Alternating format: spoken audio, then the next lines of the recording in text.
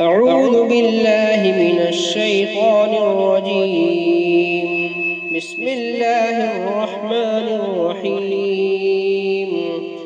عم يتساءلون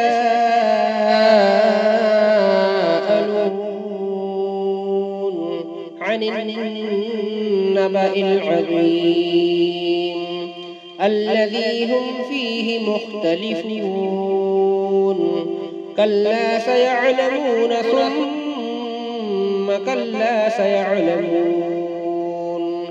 ألم نجعل الأرض مهادا والجبال أوتادا وخلقناكم أزواجا وجعلنا نومكم سباتا وجعلنا الليل لباسا وجعلنا النهار معاشا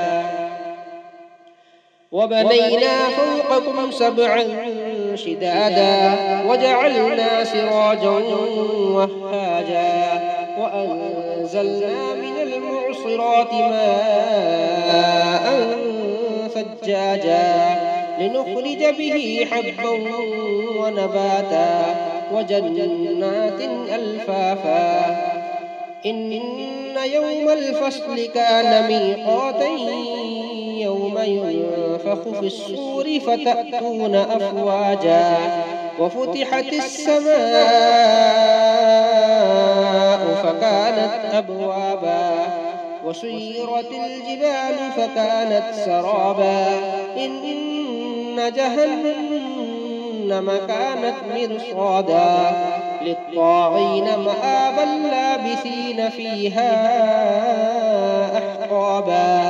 لا يذوقون فيها بردا ولا شرابا إلا حميما وغساقا جزاء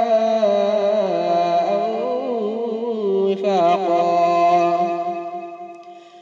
إنهم كانوا لا يرجون حسابا وكذبوا بآياتنا كذابا وكل شيء أحصيناه كتابا فذوقوا فلن نزيدكم إلا عذابا.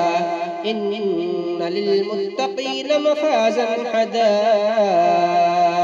وأعنابا وكواعب أترابا وكأسا دهاقا لا يسمعون فيها لغوا ولا كذابا جزاء